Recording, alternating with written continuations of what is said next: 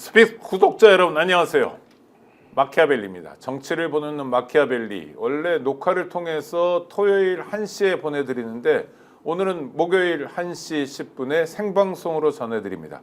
왜냐하면 구독자 여러분 알고 계신 것처럼 상황이 매우 긴박하게 돌아갑니다. 최고의 전문가 두 분 모셨습니다. 박진영 평론가 그리고 스픽스 대표이시죠? 전계원 평론가 오셨습니다. 어서 오십시오. 안녕하십니까. 근데 일단 속보부터 하나 봐야 되겠습니다. 지금 김용현 씨 벌써 전 국방부 장관이 됐습니다. 장관이었다가 전 장관이 되는 것도 전격적인데 해외 출국을 시도하고 있다는 정보가 나왔네요. 박진영 평론가. 네, 현재 수사 피의자 상황이 아닌 상황이기 때문에 여건이 있다면 긴급하게 해외 출국이 가능하지 않겠나 이런 생각이 드는데요.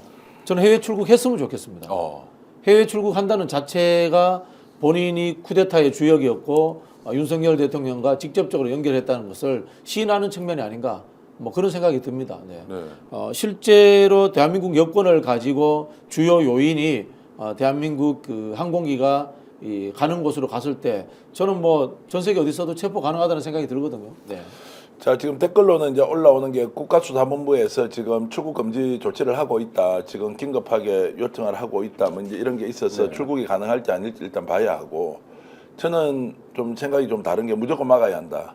이 사람이 출국하는 공간에서 국민들이라도 달려가서 출국 못하도록 해야 한다고 보고, 이런 이제 반란 그리고 쿠데타의 이제 주역이란 말은 보통 좋은 의미로 쓰는 거고, 이제 쿠데타를 일으킨 주범이잖아요. 네, 주범. 주범을 해외로 도피시켜 주겠다. 그러면 누가 결정했습니까? 자, 이 사람이 지금 오늘 오전에 나오는 우리 국회 상임위의 긴급 현안 질의에도 보면 모든 것을 김용인이가 주도했고 윤석열과 함께 손을 잡고 했던 일입니다. 네. 자, 그런데 이 사람을 내보낸다? 무조건 막아야 한다. 이거 막지 못하면 지금 이 국면이 대혼란 상황으로 가서 정리정돈이 안 될 수가 있다.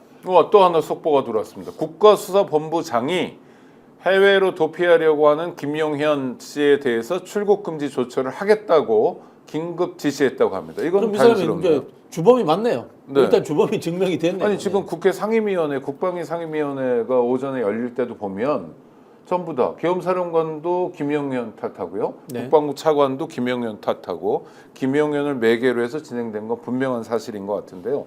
저는 놀라운 게 계엄도 놀랍지만 그 다음에 어떻게 국방부 장관을 이렇게 전격적으로 바꿀 수 있을까요? 원래 윤석열은 사람을 절대 안 바꾸는 사람이지 않습니까? 네. 그렇기 때문에 금방 우리가 이야기한 것처럼 김용현이 주범이고 윤석열과 공범이다. 그래서 바로 꼬리 자르기를 하려고 했다라고 이렇게 생각이 들고요. 김용현 씨가 윤석열과 특수관계니까 내가 다 짊어지고 갈게 이런 식으로 저는 둘이 짜지 않았나 이렇게 의심해 봅니다. 그 쿠데타를 일으키고 반란을 모의하고 실행하고 실탄까지 장전시켜서 국회를 완전히 폐쇄시켰던 놈이 본인이 사의 표명을 하면서 모든 책임을 지고 자기가 사의를 표한다. 모든 책임을 진다는 게 지 주제에, 지 수준에, 지 꼴에 그게 가능한 말입니까? 국가 그렇죠. 그리고 자기를 운영에서도요. 본인이라고 표현하더라고요. 피의자라든가 비리 의혹이 있으면 사표 수리를 안 해줍니다. 그렇죠. 원래 국가공무원법상.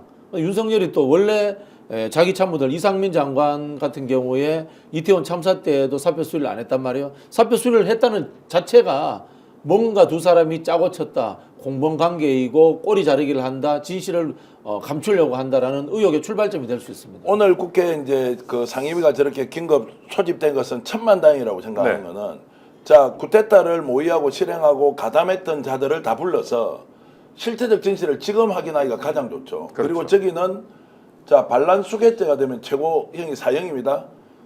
그 박한수죠. 오늘 나와가지고 계엄살인관이 보냈던 포고령 보고 전 국민들이 완전히 기절할 뻔했어요. 처단한다는 말이 있었죠. 근데 저자는 이걸 만든 적도 없고 승인한 적도 없다는 거 아닙니까? 이런 것은 매우 중요하다. 설사 본인이 실행을 했는데 살기 위해서 저 얘기를 할 수도 있지만 배후에 누군가가 있었다. 자기는 전혀 몰랐다. 그리고 서울경찰청장 지금 본청장 나와서 하지 않습니까? 국회를 전면적으로 폐쇄하는데 국회의원 출입이 어떤 경우에도 누구의 지시에 의해서도 불가한 겁니다. 그건 헌법상으로. 그럼요. 자, 그걸 그러면 실행했으면 이놈도 반란수괴죄로 현행범으로 체포해서 구금을 지금 해야 하는 것이죠. 발뺌을 하는 것인지 아니면 실제로 지시를 받은 바가 없다는 것인지를 명명백백하게 밝혀야 한다. 그렇지 않으면 이 상황이 수습이 안 된다. 더 걱정되는 것은 어저께 오늘 윤석열 대통령이 보여주는 태도는 전혀 잘못한 것이 없다. 그러면 첫 번째, 김용현이가 해외 도피하면서 모든 책임 내가 지겠다. 두 번째, 자, 국회에 있었던 상황들은 누구냐? 박한수가 지가 계엄사령관으로서 나는 임명만 했지 이놈이 다 주도했다라고 꼬리자르기를 해버리면 법적 논쟁이 굉장히 지리하게 오래 갈 가능성이 있는데 이걸 알고 윤석열은 지가 하고 싶은 대로 지금 계속 고집을 피우고 있다. 상황 수습이 안 되기 때문에 범죄 혐의자들의 구체적 혐의는 하나하나 더욱더 정확하게 확인시켜 가야 한다고. 네, 뭐 상황을 하나하나 보죠. 일단 대통령실의 설명과 지금 실제로 진행된 상황들 한번 비교해 보겠습니다. 전교현 대표가 국회 봉쇄를 지적했는데 국회 봉쇄는 뭐 제가 만약 상상한다면 국회의장이 테러 위협이 있어서 경찰에게 경비 요청하는 경우 이런 건 가능하죠. 근데 국회의장이 아닌 자가 국회를 봉쇄할 수 있습니까? 박진영 불가능하죠. 평론가. 헌법기관이기 때문에 외부에서 국회를 봉쇄할 수 없습니다. 계엄령 상황에서도 국회는 자유롭게 돌아갑니다. 왜냐하면 헌법에서 계엄령을 해제할 수 있는 권한이 역권한이 국회에게 있기 때문에 국회를 봉쇄한다. 그다음에 국회의원을 구금한다. 이것 자체가 모든 것이 헌법을 위반하는 행위가 될 수 있고요. 실제로 군병력이 국회에 투입됐다. 불법으로. 그래서 이거를 군사 반란, 쿠데타라고 저희가 명명할 수 있는 겁니다. 내란죄의 성립 그렇죠, 요건을 내란죄죠. 채우고 있다. 이런 거죠. 내란죄는 형법상이고 군사 반란은 이제 군형법상의 이제 용어인데 대통령 같은 경우는 두 가지가 다 적용될 수 있습니다. 내란죄고 그다음에 군 통수권자이기 때문에 군 통수권자가 친위 쿠데타로서 군을 움직여서 헌법기관을 장악하려고 했기 때문에 이거는 반란죄도 성립이 됩니다. 경찰에 대해서도 많은 이해가 있으신데 그러면 경찰이 지금 서울청이냐 본청이냐 해가지고 다투잖아요. 지들끼리 네네. 책임 회피를 하고 있는데 국회 봉쇄 어떻게 해야 가능합니까? 역시 대통령입니까? 뭐, 아니죠. 그 국회의장의 요청이라든가 아니, 그러니까 대통령의 그런데 명령에 의해서 가능한 현실에서 거죠. 우리가 12월 3일 그렇죠. 밤에 네네. 가히 새벽에 봤잖아요. 네네네. 그다음에 계엄 해제 요구를 했는데도 네네네. 경력이 국회를 에워싸고 있었잖아요. 안 네네네. 풀었잖아요. 네. 이건 어떻게 가능했냐는 거죠. 개통상으로는 경찰청장이 왜 행안부 장관이 대통령이지 않습니까? 네. 그 라인에서 명령이 왔기 때문에 가능한 겁니다. 그렇지 않다면 할 수가 없는 행위입니다. 그게. 저는 그리고 여기서- 특히 그 국회 경비대가 있거든요. 네네. 국회 경비대 같은 경우는 국회를 경비하라고 경찰청에서 보내는 하나의 작은 경찰서입니다. 그렇죠. 근데 이 사람들이 국회를 막는 역할을 했습니다. 국회의원 못 들어가게. 그렇죠. 네. 예, 국회의 이제 명령을 받지 않은 거죠. 이거는 명백하게 그 위에 상급 기관인 경찰청, 행안부, 대통령 선으로 이어진다라고 볼 수밖에 없는 네. 겁니다. 자, 이어지는 개통은 정확한 말씀이고요. 구체적으로 누가 지시했느냐? 서울청장이 지시를 했으니까 국회 경비대장이 받아들여서 전면 당연하죠. 공개를 하지 않습니까? 서울청장이 지시하지 않는데 이 사람이 본청장이 지시를 했다고 합시다. 네. 당연히 자신의 직할관리체제에 있는 서울청장한테 물어봤겠죠. 국회 경비대는 아마 본청 직할일 겁니다. 제가 알기로는 그렇습니다. 서울청으로 서울경찰청입니다. 확인해 이게 네. 국회법상으로 이제 경찰은 자체적으로 운영해야 되는 건 나중에 뭐 대안으로 네. 말씀을 드리겠습니다만, 자, 서울청장이 직할로 지금 관리를 하고 있습니다. 그럼 서울청장이 물어봤겠죠. 네. 물어봤는데 이 서울청장이라는 자를 김봉신이를 굉장히 유심히 봐야 한다. 네네. 이 자가 서울청장이지만 본청장 지시를 받았겠느냐? 아니면 행안부 장관 지시를 받았겠느냐? 아니면 용산 대통령실에서 지시를 받았겠느냐? 자, 이거 지금 이 사람은 비밀을 다 알고 있습니다. 오늘 오전에 자, 긴급 현안 질의 과정에서 보니까 애매해요. 자, 서울청장이 본청장이라고 지칭도 안 하고 본청에서 지시를 받았다. 누구한테 지시를 받았느냐라고 하니까 잘 기억이 안 납니다. 그래요? 진짜 나쁜 놈이라고요, 이놈이. 원래 이 제가- 사람은 영등포 서장을 했던 사람인데요. 그리고 지방을 돌던 사람이 그러니까 이른바 대구 이제 경북 지역에서 일하는 경찰관인데 그때 윤석열 대통령과 근무연이 있었다는 네네네. 거고요. 그다음 경찰대 출신이 아닙니다. 그래서 상당히 윤석열 정권 직후에 고속 승진을 한 사람이거든요. 원래 그러니까 그 아마 자리에 갈 수 충성도가- 없는 사람이다라는 그렇죠. 네. 이야기를 들었고 이른바 이제 우리 판사들 같은 경우 지방에 가면 향판, 향판 네. 그런 식으로 이제 취급받던 사람인데 갑자기 벼락 출세를 해서 이제 서울청장이 됐고요. 서울청장이 됐다는 것은 다음 경찰청장 1순위라는 뜻이에요. 그렇죠. 자, 그래서 여기가 이제 마약 사건도 연관이 돼 있고 어쨌든 이 김봉신이라는 자를 유심히 봐야 하고 오늘 끝까지 대답 안 하고 빼고 있는데 자, 그러면 국가수사본부가 지금 오늘 만약 김용현에 대해서 자, 내란 혐의자, 현행범이지 않습니까? 네. 여기에 대해서 일단 출국 금지 조치를 했다. 라고 촉구가 나왔는데 확인은 필요합니다. 둘째, 김봉신이라는 자를 어떤 식으로든 구금을 해야 합니다. 구금이 아니라 일단 움직이지 못하도록 해야 하고, 이 자는 내란의 수괴, 반란의 수괴, 자 반란의 용어는 군사 용어니까 어쨌든 내란의 수괴와 최소한 공동정범이 될 가능성이 높다. 그러니까 두 번째 범죄는 중요 임무 종사자입니다. 예. 지휘하거나 하는. 네. 저는 그렇게 보지 않는 게 이 네. 사람이 그 공모 과정에서 기획회의에 들어갔을 수 있다는 거예요. 네네. 서울청장이 대통령실의 서울청장이 아니죠. 김봉신이라는 자가 서울청장으로서 대통령실 김용현과 워낙 밀착된 관계에 존재했기 때문에 그 기획에 들어갔을 수 있다고 봐요. 이 사람을 종범으로 봐서는 안 된다는 거예요. 네네. 지금 본청장이 엊그저께 해지를 할 때요. 철수를 시키고 할 때 갑포 비상령인가 이거 내릴 때 어로 비상령이었죠. 이거를 본청장이 지시를 하거든요. 조조가 한 발 빼고 있구나. 큰일 났구나. 이게 내란이 성립이 될 경우에 자 그런 행위가 있었습니다. 오늘 두 사람이 말이 달라요. 자 이거 유심히 봐야 하고 서울청장 같은 경우에는 김봉신은 지금 현행범으로 내란을 주도한 최소한의 공동정범 안으로는 들어가 있다라는 인지하에 문제를 봐야 된다. 그렇지 않으면 풀리지 않아요. 네. 시간이 가면 허지부지 될 가능성이 높기 때문에 거기다가 조금 전에 속보 들어온 거 보셨죠? 자 지금 누굽니까? 서울중앙지검장 지금 이창수 탄핵했고 세 사람 지금 네, 감사원장. 감사원장을 탄핵했습니다. 왜냐하면 지금 현재 민주당이 신속하게 잘하고 있는 것은 지금 현재 검찰 체제, 자 조사를 하고 수사를 하면 누가 합니까? 첫 번째 검찰 조직 있죠. 그 다음에 군 검찰 있죠. 세 번째 경찰 조직이 있습니다. 그리고 국가수사본부가 있는데 수사기관이 자율적으로 이 부분을 인지해서 수사를 할 수 있는 틀을 넘겨주려면, 틀을 만들려면 고난자들을 빨리 관련자들을 탄핵 조치를 해서 직무를 정지시켜야 한다. 이렇지 않으면 정말로 장기전으로 가서 저는 심하게 말씀드리면 정치적으로 내전이 일어날 수 있다. 네. 자, 실탄을 직접 직업해서 국회를 봉쇄하고 주변 병원에 대규모 인명 살상이 생길 상황을 대비해서 시뮬레이션까지 했다는 것은 단순히 급박하기 위한 수준이 아니라 실제로 그런 상황이 일어날 것을 전제하고 계획을 했다는 거 아니에요. 그런데 실패했기 때문에 별일 아니다. 한밤중의 해프닝이다. 이런 말도 안 되는 소리에 절대 속아서는 안 된다는 말씀 한 번 더 강조드립니다. 5.18 때도 군인들이 처음부터 총을 쓴 게 아니라 처음에 충정봉해라 해서 몽둥이를 무기로 썼었어요. 그렇죠? 네. 그러다 단계가 올라가면서 이제 총으로 가고 수많은 인명이 학살되는 결과에 이르게 됐는데 이번에는 처음부터 총이었고 처음부터 실탄을 장전하고 들어왔다는 건 전 대표 지적처럼 중요한 장전하진 맥락입니다. 않았고요. 보관. 보관 탄통을 들고 보관하고 들고 들어왔죠. 갔죠. 예. 보관했는데 제가 그 수방사 쪽에 하급지관한테 물어봤습니다. 직접 물어봤는데 출동하기 한 서너 시간 전쯤이라고 합니다. 그때 이제 북한군의 동태가 심상치 않다라는 이야기가 흘러나왔답니다. 그런 상황에서 자기들은 출동 준비라든가 이런 상황이 이루어지는 줄 알았다라고 그렇게 제가 들었습니다. 네, 지금 현재 동접자가 18,000명 정도 되는데요. 구독자 여러분 정말 감사하고요.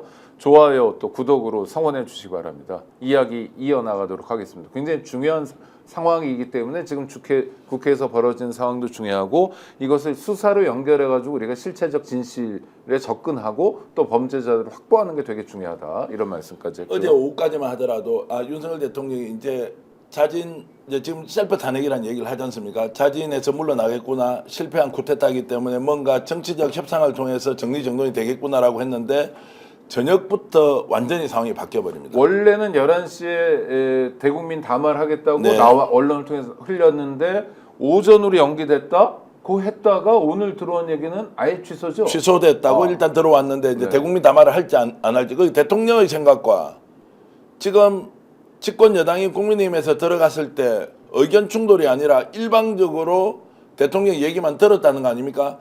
어떻게 이걸 정치적 타협을 통해서 해결해보자라고 하는 것은 좀 속되게 말씀드려 씨알도 먹히지 않았다. 상황인식이 완전히 다른 거예요. 그리고 김용현을 탄핵하려고 하니까 오늘 탄핵이 됐을 거예요. 원래는. 그렇겠죠. 전격적으로 사의 수용을 하고 후임 국방부 장관을 임명을 해버립니다. 그리고 도피를 시키려고 했죠. 자, 오늘 민주당은 검사 탄핵은 우선순위에서 좀 밀려난 거예요. 어제까지만 하더라도. 네. 그리고 대통령이 하야하거나 자진 사퇴하거나 또는 탄핵을 하는 국면으로 가기 때문에 여러 가지 쟁점들이 동시에 진행될 경우에 혼란이 올 수 있다라고 해서 우선순위 미뤄놨거든요. 오늘 전격적으로 민주당이 탄핵을 바로 추진해버렸습니다. 의결을 했습니다. 이 말은 뭐냐? 이 상황이 정치적 타협을 통해서 수습이 될 수 있는 국민이 아니라고 명확하게 인식을 한 거고, 민주당은 이것을 사실상 전쟁이다. 이 전쟁 상태를 단순히 대통령의 차고 술 먹고 어떻게 했다, 또는 자기들끼리 장난치다가 실패했다, 이렇게 인지하는 분위기가 있었지 않습니까? 전혀 그것이 아니다. 매우 심각한 상황으로 가고 있다. 그리고 당장 이번 토요일로 지금 7시로 예정돼 있지 않습니까? 탄핵이 될 거냐 말 거냐. 안 될 경우에 어떻게 됩니까? 탄핵이 의결이 안 되면 대통령 직무가 유지가 되지 않습니까? 어떤 짓을 할지 모르겠는데. 일단 중요한 분기점이 어제 오후였던 것 같아요. 대통령실에 한덕수 국무총리, 한동훈 대표, 추경호 원내대표만이 아니라 국민의힘의 중진 의원들이 방문했다는 거잖아요. 여기 이 국민의힘 중진 의원들이 왔다는 무슨 책임은 없는 사람들이지만 이를테면 지혜를 보태준다. 정치적 타협을 이제 모색하려고 왔던 거죠. 경륜을 보탠다라는 거잖아요. 네네네. 근데 결과가 아무것도 없는 겁니까? 그 민주당 상황을 참 제가 얘기 드리기가 좀 그렇긴 한데 현재 상황을 말씀드리면요, 전 대표 이야기가 방향은 전반적으로 맞고요. 원래 민주당은 내일 새벽이라든가 내일 아침에 탄핵안을 투표해 볼 생각이었습니다. 네네. 그러다가 이제 7일로 미뤘습니다. 토요일 날 오후로 미뤘거든요. 저녁 7시로. 예, 저녁으로 미룬 것은 24시간에서 72시간 안에 해야 되니까요. 네. 표결을. 네. 내일부터 이 계엄령 선포와 이슈가 포함된 여론조사 결과가 나옵니다.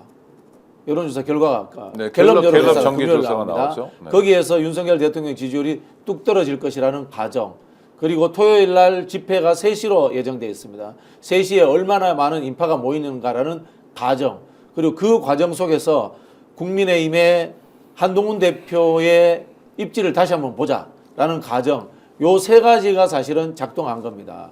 실제로 지금 국민의힘이 당론으로서 탄핵 반대를 이야기를 했습니다. 그런데 원래 한동훈 생각은 탄핵 반대가 아니라 당론을 정하지 말자 정도였던 것으로 저희들이 짐작을 했습니다. 그리고 한동훈이 할 수 있는 최대의 조치는 윤석열 탈당으로서 국민의힘이 책임을 지지 않는 상황을 만들자. 그러면 의원들이 자율투표를 해도 되지 않느냐. 그 논리로 아마 가려고 했던 것 같아요. 그런 상황들을 그래도 기다려보자는 측면에서 7일로 연기했던 것 같고요. 전 대표 이야기에 이 연장선생에서 말씀을 드리면은 7일 날 탄핵 투표에 김건희 특검법이 다시 올라갑니다. 그거는 말씀드린 것처럼 전면적 상황으로서 윤석열 정부를 완벽하게 무력화시키지 않으면은 제2의 어떠한 도발을 할 수도 있다라는 위험성, 이런 부분들에 대해서 상당히 좀 우려를 하고 있는 것 같다. 이렇게 정리하면 될 것 도발의 같습니다. 위험성은 이를테면 뭡니까? 이재명 대표도 국지전 가능성까지 얘기해서 사실 섬뜩했는데요. 제일 겁나는 게 지금 어쨌든 군을 움직여가지고 전쟁 상황을 유발해버리는 거 있지 않습니까? 네. 그게 제일 겁나는 거죠. 군은 아닌 것 같고요. 제가 짐작컨대는 검찰이라든가 경찰을 특수 상황, 예를 들자면 비상계엄 외가 아닌 경비계엄을 다시 하는 상황, 이런 걸로 통해 가지고 요인들 체포, 이런 것들을 예상할 수 있다라는 이야기를 들었고요. 국 문제는 또 다른 문제인 게 그 새벽 와중에 참 표현이 그렇습니다. 미국이 움직였답니다. 네. 그 새벽에 미국이 움직여서 이걸 절대적으로 다른 상황, 우발 상황이 생기지 않도록 조치를 했다. 그러니까 윤석열이 첫날도 계엄 해제를 안 받으려고 했대요. 그렇다고 안 받으려고 했고 국무위원들이 수많은 설득을 했는데도 받지 않았답니다. 근데 그 과정에 이것도 저도 소문으로 들은 건데요. 미국이 움직였다. 국회가 결정했기 때문에 국회 의견을 존중한다라는 미국의 발표가 굉장히 새벽에 빨리 나왔습니다. 빨리 나오고 미국이 움직였다라는 썰이 있더라고요. 네. 아니 그 설이 설득력 있게 들려요. 설득력 있죠. 안 그러면 윤석열이 들을 사람이 아니잖아요. 그러니까 윤석열 대통령을 움직일 수 있는 동인이 어딨냐 하면 우리가 확인한 것처럼 김건희 씨 부인 말고 없잖아요 지금. 계엄 해제 상황이 왔지 않습니까? 그리고 금융시장이 밤에 비상계엄이 선언되고 난 뒤에 요동쳤습니다. 네. 자, 그 다음날 아침에 일시적으로 외환시장이 안정을 좀 찾습니다. 그리고 오후 들어서 이거 아닌데라면서 불확실성이 굉장히 커졌고, 지금 이제 이틀이 지났지 않습니까? 하루 이틀, 이제 만으로 이틀이 아니죠. 지난 상황에서 외환시장이 굉장히 지금 요동을 많이 치고 있습니다. 자, 불확실성에 대한 정보를 해외 외국인 투자자들이 지금 느끼고 있겠죠. 한국 전국이 안정되지 않을 수 있다. 전쟁까지 저는 염두에 둔 계획을 원래 세웠다고 저는 보는 쪽입니다. 과도하게 제가 의심을 하면 이 전쟁은 남북 간의 전면전이 아니라 국지적 충돌 가능성, 국내의 정체가 훨씬 더 불안한 상황으로 갈 것을 수습하는 뭔가의 정치적 타협이 나올 것 같았는데 전혀 그렇지 않다. 그래서 지금 외환시장을 오늘도 보면 굉장히 불안하게 돌아가고 외국인 투자들이 빠져나가지 않습니까? 그럼요. 이 말은 우리가 모르는 어느 정보 라인, 그 뭐 미국일 수도 있고 일본일 수도 있고 뭐 유럽 쪽일 수도 있겠죠. 여기서는 한국의 정세를 굉장히 불안하게 지금 보고 있다는 네네네. 것은 그 불안의 중심에 윤석열이 있다. 아니 그 근거 중에 하나가 이럴 땐 각국 대사관이 비자 문제도 있고요. 네. 저 한국에 주재하고 있는 자국민들에게 돌아다니지 마라. 그 다음에 비자 업무를 중단하기도 했잖아요. 미국 같은 경우에는요. 네네네. 그 다음에 자국민들에게 그 나라에 여행 가지 마라 하고 아주 중요한 시그널 중에 하나는 스웨덴 총리가 방한을 취소했어요. 네. 스웨덴은 총리가 사실은 국가 대표 국가 아닙니까? 원수죠. 네네네. 근데 왕은 있지만 네네. 그러니까 이런 상황이 전 대표 말씀하신 것처럼 사실 우리가 느끼고 우리가 직면한 상황보다 외국 사람들이 객관적으로 볼 수 있는 거 아니냐 해서 좀 두려움이 생기기도 합니다. 네. 그 미국 대사가 국회의장한테 먼저 전화를 했잖아요. 네. 네, 그 상황이 굉장히 저는 중요하게 읽힌다고 보고요. 사실은 그때 아마 미국 대사가 국회의장한테 어떤 역할이라든가 상황에 대해서 이야기를 다 하지 않았을까라고 짐작을 해봅니다. 이게 뭐 사실 저 같은 이 조무래기가 알 수도 없고 말할 수 없는 이 상황의 영역이기 때문에 그렇긴 합니다만 그렇게 짐작을 해봅니다. 네네. 네, 현재 동접자가 25,000명까지 늘어졌는데 감사합니다. 좋아요 또 구독으로 응원해 주시고요. 제가 여쭙는 건 그러니까 어제 오후에 국힘과 정부에 당정대 해서 사람이 모였는데 이게 하나의 소위 정치적 타결이 가능할 수 있는 분기점이었잖아요. 여기서 성과는 전혀 없었다고 보시는 거죠? 저는 그렇게 보고요. 자, 중진들이 이렇게 몰려간 거 있지 않습니까? 이제 이 사람들의 면면으로 보면 좀 특이해요. 저는 뭐 좀 납득하기는 어려운데요. 결국 대통령이 식물이 될 것이라고 다 보고 들어간 거예요. 들어가 보니까 전혀 아니었어요. 뭐 거국 내각이라든 이런 자, 이야기 하러 그러면 갔을 거예요. 나경원, 주호영, 권성동, 김기현 이런 사람들이 중진 의원들이 들어갔단 말이에요. 뭐 때문에 들어갔겠어요? 수습하러 들어갔겠어요? 저는 계속 의심하는 것은 총리 자리 누가 할 거냐? 거국 내각이 되면. 네, 거국 내각 이야기 나왔을 것 같아요. 거국 내각 이야기가 나오고 임기 단축에 대한 것들을 좀 떠보려고 갔는데 어림도 없는 거예요. 내가 잘못한 것이 없다고 이야기하니까 이 사람들이 야, 내가 세운 대통령인데 네가 물러나야지 뭔 이 짓거리를 하고 있어라고 하면서 뭔가 싸우고 와야 되는데 기체에 눌려가서 그대로 돌아오고 야, 지금 탄핵하면 안 되겠다. 탄핵 바로 가면 이재명 대통령이니까 끝장나는 거 아니야. 우리 책임 다 돌아올 건데 이런 생각을 하면서 국가가 별난의 상황에 있는데도 불구하고 자기 자리 생각하러 간 거 아니냐라는 의심을 강하게 하고요. 설사 그 자리를 생각했다고 하더라도 대통령의 입장이 왕부하다고 했을 경우에 어떻게 해야 돼요? 이 사람들이 나라 걱정을 먼저 해야 되는 거 아니에요? 내란이 일어나고 군사 반란이 일어났는데도 정치적 이해관계를 가지고 이 사람들이 지금 저울질을 할 때냐라는 질문을 던지면 정말 어처구니가 없는 게 아니고 무슨 이런 사람들이 정치를 한다고 지금 국회를 저렇게 누비고 다니냐 이런 생각이 드는 거죠. 뭐 정치적 이해관계일 수도 있고요. 기본적으로는 좀 쫄았다 이렇게 봅니다. 쫄았다. 쫄았다는 다선 것은 윤석열 앞에서? 두 가지 네. 측면인데 이제 이야기하신 것처럼 군도 동원할 수 있다라는 윤석열의 기세 그리고 두 번째는 뭐냐면은 국면의 극단적인 변화. 아까 제가 말씀드린 것처럼 탄핵이 되는 거 또는 실제로 국정이 와해가 돼서 공화국 체제가 무너지는 상황 이런 것들에 대해서 엄청난 두려움을 갖고 있다라고 저는 그렇게 보였습니다. 그 다음에 제가 계엄군의 소위 내란 활동 중에 정말 이해가 안 되는 거를 두 분께 좀 여쭤보고 싶은데 계엄군이 들이닥친 곳이 우리는 국회만 봤는데 뭐 김어준 씨도 뭐 계엄군이 왔다고 그러고 또 하나는 선관위에 들이닥칩니다. 국회에 들어간 계엄군이 280명 정도인데 거의 비슷한 숫자가 선관위에 들어왔는데 야 들어가가지고 뭐 직원들 핸드폰도 압수했다고 그러는데 이건 어떻게 된 건지 우리 박진영 평론가 좀 취재를 해보셨죠? 너무 어려운 숙제를 주셔가지고 제가 선관위하고도 통화를 해보고요. 국회 쪽에 이제 선관위 질의한 분들한테도 통화를 해봤는데 일단 선관위에서는 왜 왔는지 모른답니다. 선관위는 모른다. 네, 선관위는 왜 왔는지는 모르겠고 그 다음에 선관위 내부에 들어와서 어떤 서류라든가 서버에 손을 댄 흔적은 전혀 없다. 뭐 그렇게 이야기를 하고 있고요. 다만 떠도는 낭설입니다. 두 가지 추론은 이른바 이 대선을 대비해 가지고 선관위에 어떤 서버를 심으려고 했던 것이 아니냐.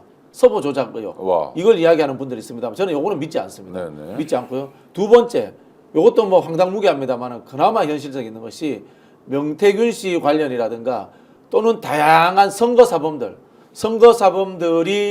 1차적으로 선관위가 다 조사를 합니다. 선관위가 조사를 해가지고 기소 의견이라든가 추가 수사 의견을 달아서 검찰로 넘깁니다. 선거사범은.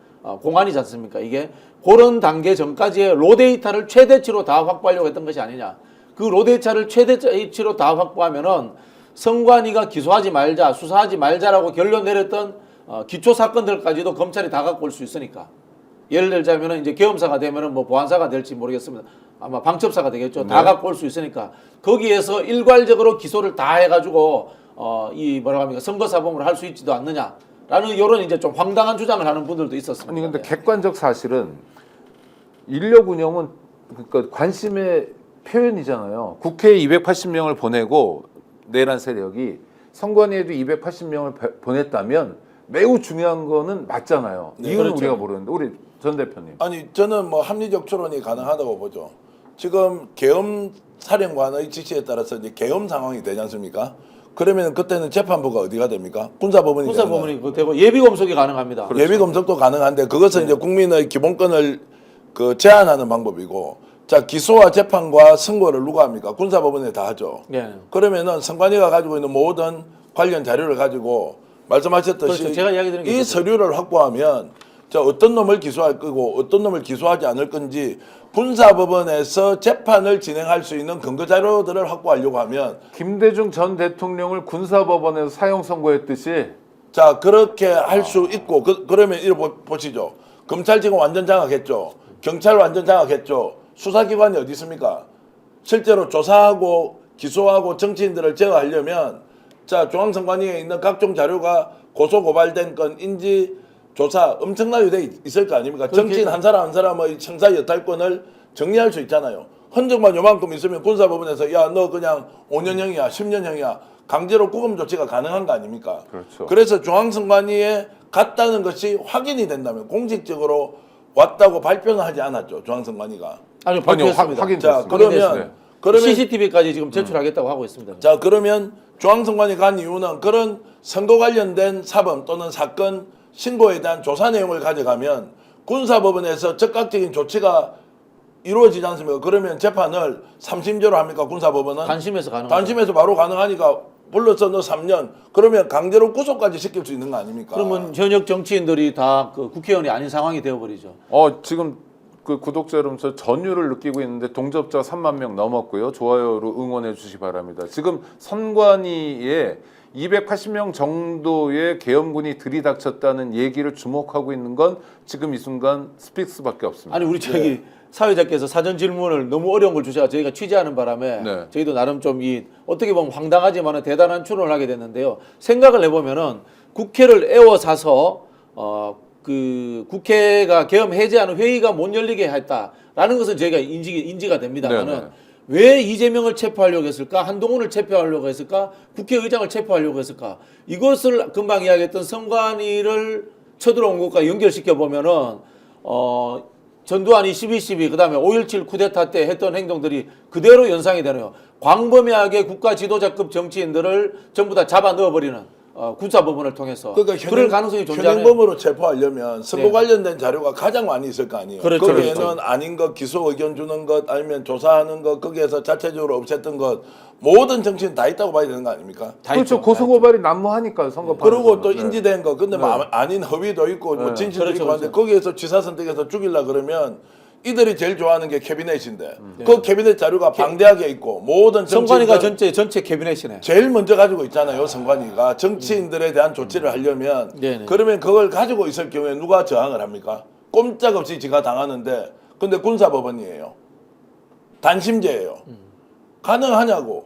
이 기획을 누가 했는지 김용현이라는 자가 과거에 이 자는 자 사진으로 얘기했지만 이 자는 원래 간이 콩알이어 가지고 정말로 바람이 불기 전에 먼저 수구리어서 기회주의 행동을 했던 자예요, 이자가. 민주당 정부에서도 출사하려고 줄댄 사람이죠. 네. 대표적으로. 이자가 그러면 이런 내용들을 알고 왜 중앙선관위냐고 질문을 던져보면 그 광범위한 자료를 다 가지고 와서 확보만 하고 있으면 언제라도 이들을 법적으로 구금하면서 명분을 만들 수 있는 거 아니냐. 저는 중앙선관위에 왜 갔는지, 그리고 특히나 그 280명을 동원했다고 하는 그 동원부대의 지휘 책임자 있을 거 아닙니까? 네.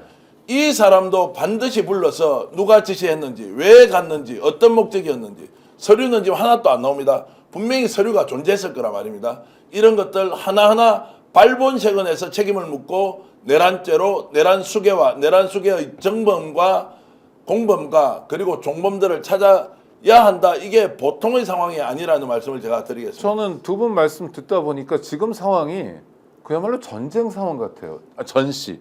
아니 그러니까 이거는 진짜 혼란이 있어서 계엄이 필요한 전시가 내전이죠, 아니라 내전. 내란 세력들이 상황이 국민을 있었는데 상대로 전쟁을 하는 것 같은. 또 의심되는 느낌이 들어요. 대목은 이분이에요. 윤석열이 그런 이야기를 했다잖아요. 이재명 한동훈을 체포할 것 같으면 방첩사를 보내지. 그렇게 이야기했잖아요. 근데 그 체포조 비슷하게 들어온 부대가 뭔가 하면은 707 특임입니다. 네, 특전사령부. 아니요. 아, 특전사. 정보. 특임부, 네, 특임부 네, 부대입니다. 부대입니다. 그게 이제 수방사에 있는 것처럼 돼 있지만은 제가 아는 바로는 국정원 직할로 알고 있습니다. 네, 네. 그 부대가 왜 갔을까요? 그것도 정말 생각을 해보면은 금방 우리 전 대표가 이야기한 그 연속성상에서 정치인들을 그런 이 정보를 가지고 이게 다 정보 아닙니까? 사실은 선관위 정보도 정보를 가지고 어떻게 정치적으로 옮으면서 다 체포해서 군사법원에 넘기려고 했던 것이 아닌가라는 의심이 드는 뭐 생각도 듭니다. 네. 자, 그러면 MBC는 이제 문을 닫게 하고 네. KBS는 장악했고 자, 조중동을 비롯한 보수 언론은 시킨 대로 할 거고 이미 이제 판세가 기울어져서 쿠데타 세력이 장악해버린 거예요. 김호준 잡아 넣어버리고 넣어버리고 자, 그러면 쿠데타 세력이 장악한 상황에서 우리나라 보수 그리고 기득권 세력들이 움직이는 행태가 있지 않습니까? 일제시대에도 제일 먼저 앞잡이 노릇 한 놈들인데 기회주의자들이죠. 뭐 신사 그런 참새도 기회주의자들이 자 덕실덕실하다. 민심은 그렇지 않겠지만 이미 여론을 그런 식으로 장악해서 모든 것을 폐쇄해버린다라고 했을 때 충분히 가능하다. 그리고 하나하나 이제 거짓 사실, 허위 사실 확인되지 않는 걸 가지고 구금시키고 재판 넘기고 적심하듯이 한 일주일, 2주 안에 재판해서 실형 때리고 감옥에 넣고 이런 가정을 충분히 하고 남았을 것이다. 이들은. 근데 그렇게 되면 대한민국이 단박에 후진국이 계엄령 되는 거잖아요. 떨어지는 그 국민들의 당시에도 피해도 그렇고. 첫 번째 소문이 이재명 한동훈 잡아넣는다였습니다. 그 당시 소문이. 아니 근데 방첩사를 보낼 거다 내가 체포하려고 했다면 그렇죠. 이 얘기에서 전 뭐가 느껴지냐면 윤석열이 여러 가지 시뮬레이션을 검토한 거 아닐까라는 느낌이 들어요. 군사작전 같은 시뮬레이션을 했다라고 봐야 되겠죠. 그러니까요. 네. 네. 한동훈 이재명만 잡아들이면 자기가 원하는 세상이 될 거다 이렇게 생각한 걸까요? 그렇죠. 다음 정권이 누가 되고 이 문제가 아니고 지금 이 현안에 집중해야 된다는 거예요. 단 하나하나의 현안도 우리가 헛들어 봐서는 안 된다. 네. 전체적으로 탄핵만 시키면 상황이 해결된다는 게 아니에요. 지금 나오는 하나하나를 일일이 다 따져봐야 돼요. 네. 명태균 게이트도 절대 포기하면 안 되고 도이치모터스 주가 조작도 절대 포기하면 안 되고 지금은 단기간에 뭔가 판가름이 날 가능성이 없다. 한편으로 제가 이런 말씀드리면 참 주권의식이 없는 사람일 수도 있지만 미국이 그래도 버티고 있으니까 이 상황을 어느 정도 뒤에서 컨트롤한 거 아니냐. 저번에 그 이야기 안 했습니까? 전시작전 통제권 당연히 자주국방 의지를 가지고 우리가 가져와야 되지만 이 정권 하는 걸 보면 전시작전 통제권이 그나마 미국에 있는 게 다행스럽다라고 하는 이런 실제 많은 국민들이 우리가 그렇게 생각하세요. 술자리에서도 그렇게 이야기하죠. 윤석열보다는 미국이 가지고 있는 게 우리가 더 안보에 좋은 거 이게 아니냐, 안전한 거 아니냐. 한국 네. 내에 이제 매국 기회주의 세력이 있는 한은 네. 전시작전권이 진짜 미국에 있는 게 낫지 않겠느냐 이런 생각이 들고요. 그래서 제가 봤을 때는 지금 제일 중요한 사람은 사실은 국회의장이에요. 저는 국회의장이 좀 더 역할을 해야 된다고 봅니다.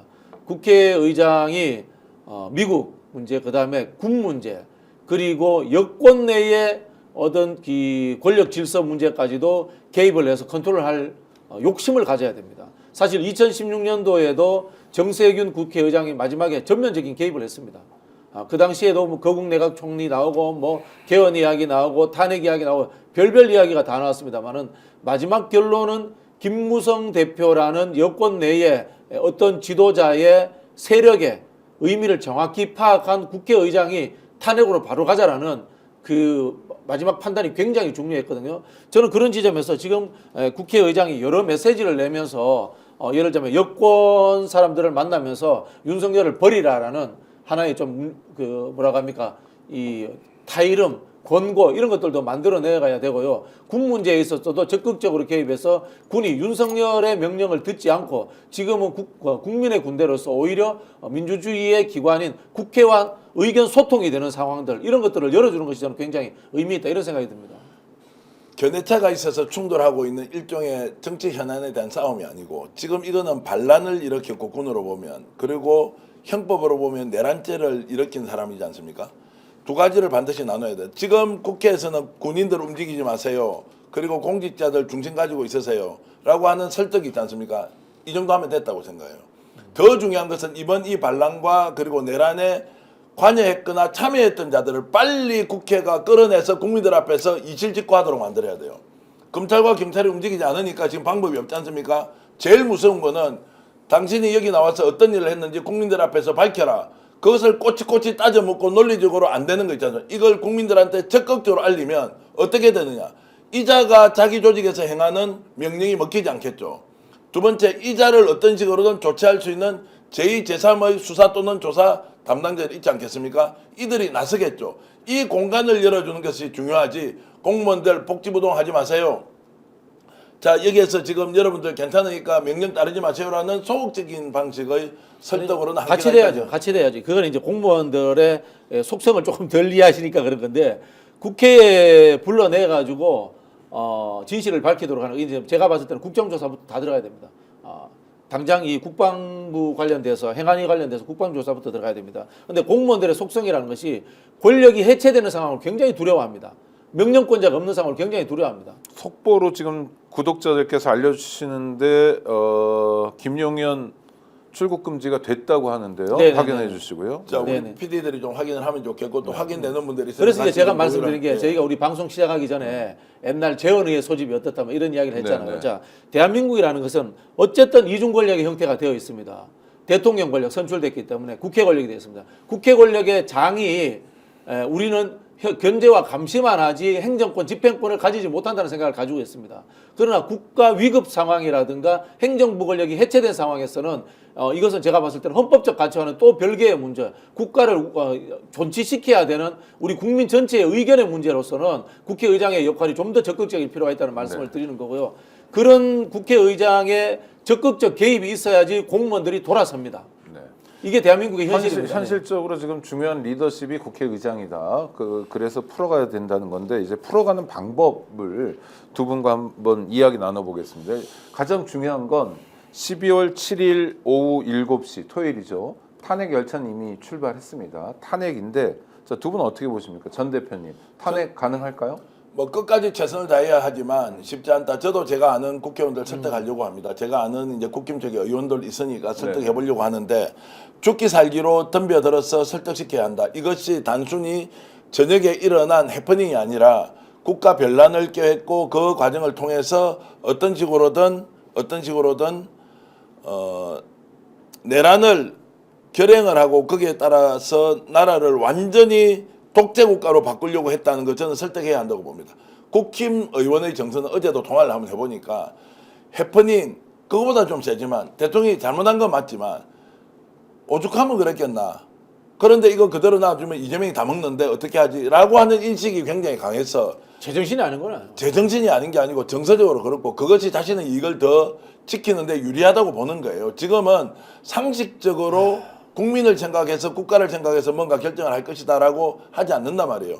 댓글로도 지금 올라오지만 일설에는 대통령이 여당 지도부 만나가지고 종북 세력 척결할 테니까 당에서 도와라라고 하는 이야기를 지금 댓글로 올려주시는 분도 계십니다. 저공뱅이라는 분이 굉장히 정보력이 있으신 분인데 확인은 좀 더 해봐야 하지만 인식이 그렇기 때문에 오늘 당론으로 이렇게 해버리잖아요. 뭐가 뭔지도 모르고 당론 따라가는 국회의원들이 실제로 많고 대다수죠. 어떤 식으로든 지금 개별적으로 설득을 해야 한다. 8표가 나와야 되잖아요.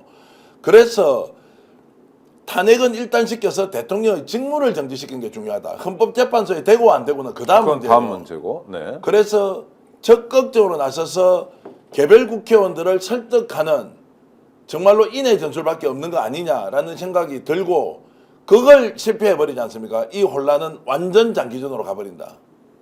그래서 제가 의장님 이야기를 다시 꺼내자면 이게 황당무계한 주장입니다. 제 주장을 황당무계하고 뭐 이거 내피셜이라고 생각해야 되는데요. 국회의장이 국가수사본부장님 반란수계 윤석열을 체포해 주십시오. 라는 이런 메시지가 나올 수도 있는 겁니다. 극단적인 상황이 되면. 공개적으로요? 그렇죠. 네. 국회의장도 이제 지금 반란수계라고 이렇게 단어는 쓰지 않았습니까?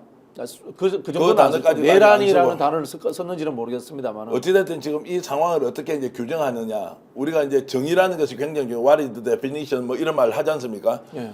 지금 이 상황을 규정하는 것이 매우 중요한데 이것을 그렇죠. 실패한 쿠데타로 규정하는 순간 아무것도 안 된다. 그 쿠데타를 통해서 무엇을 얻으려고 했던지에 대한 적나라한 내용들을 국민들에게 알리고 이것을 인지한 상황에서 그 다음 돌파구를 찾아야 한다. 이게 너무너무 중요한데 여전히 낭만적으로 셀프 탄핵했다. 스스로 이제 물러나겠네. 곧 끝나겠네. 혼자 덮어쓰고 김건희는 살리겠네. 도이치 못해서 주가 조작은 살리겠네. 라고 하는 수준으로 준비됐던 게 아니라는 거예요. 두 가지죠. 그 진실에 대한 확인. 두 번째는 가담자에 대한 신속한 조치, 구금, 그리고 법적인 지금 절차를 들어가는 이런 이제 국회의 좀 지혜로운 접근이 필요하다 이 말씀드리겠습니다. 그래서 제가 자꾸 말씀드리지만 지금 상황은 야당이 여당을 탄핵하고 밀어붙이는 게 아니다. 국회를 군합발로 장악한 국군 통수권자의 친위 쿠데타를 국민의 대표기관인 국회가 역으로 이것을 해체시켜야 된다라는 논리 구조를 만들어야 된다는. 그래서 제가 자꾸 국회의장의 능동적인 활동을 말씀드리는 거고요. 그러니까 정치가 정상화되기 위해서는 윤석열 등 일부 극단적인 내란 세력을 정치의 영역 밖으로 추방해야만 정치가 정상화되는 거. 예산도 마찬가지 아닙니까? 예산이라는 게 그렇죠. 사실은 굉장히 고도의 정치 게임이잖아요. 네, 이렇게도 갔다가 저렇게도 갔다가 또 자기 이익, 자기 지역구 이익 이런 게 윤석열 정권에서 완전히 없어져 버린 거 아닙니까? 그러니까 정치를 전혀 모르고 알 생각도 안 하는 이상한 사람 때문에. 그럼 국민의힘 입장에서 윤석열만 빼내면 자기들도 확장 가능성이 열리는 거 아닌가요? 그런 생각을 못하는 사람들인 아이고, 거죠. 못하는 사람들 금방 말씀드린 것처럼 두 가지인데 금방 이제 전 대표가 얘기했지만 이익관계에 눈이 어두워가지고 저 사람이 범죄자라는 것도 잊어버리고 있는 거예요. 실패했기 때문에 네. 실패라는 데 더 방점을 두는 거예요. 해퍼닝이라고 보는 거고 오늘 아침에 이제 보도가 된 것이지만 윤석열 대통령 탄핵해야 된다가 73%가 넘잖아요. 탄핵을 해야 된다가 73%가 넘고 여론조사 결과가. 예 그리고 그 내란이냐? 이 사안을 어떻게 볼 거냐. 내란이 이제 60%가 넘는단 말이에요. 이제 이 정도 사안 같으면 당연히 국힘이 정신 차리고 정권을 빼앗기더라도 뭔가 지금 나라를 지금 비정상적 상태에서 정상으로 돌려야 한다고 생각해야 하는데 실패를 하다 보니까 실패했으니까 별것 아니다라는 인식으로 다시 프레임을 걸고 있다. 이재명을 또 걸고 넘어지지 않습니까?